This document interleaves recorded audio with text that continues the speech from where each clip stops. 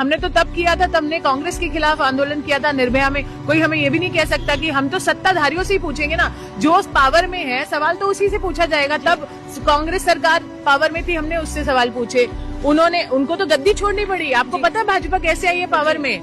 महिलाओं का मुद्दा मेन था, हम लोग फ्रस्ट्रेटेड थे विमेन सेफ्टी को लेके, निर्भया को लेके। उसके बाद सत्ता परिवर्तन हो गया और आपका पहला नारा ये हुआ, और मैं भी वोटर थी और मैं बहुत बड़ी डाई हार्ट फैन थी इस सरकार की, कि उन्होंने बोला अब की बार जिसकी भी सरकार पर बहुत हुआ नारी पर वार। बेटी बचाओ बेटी पढ़ाओ का आपका पहला स्लोगन था। मैं टीवी के सामने उठ के मैंने फूल बरसाए थे, क्योंकि बिकॉज मैं शुरू से इस मुद्दे पे काम करती आई हूँ। मुझे लगा एक प्रधानमंत्री हमें मिला है जो इस मुद्दे को लेके सीरियस है और काम करेगा। पर ये हाल हो गया हमारे देश का, इन्हीं की पार्टी के लोग काम करें और इनकी एक स्टेटमेंट और एक स्टेटमेंट तक नहीं देता ये आदमी। ये किस तरह का लीडर है?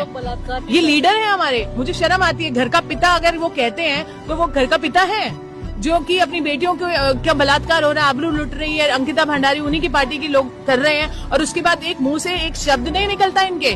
आज तक रेप में सिर्फ एक स्टेटमेंट दी है, सिर्फ एक।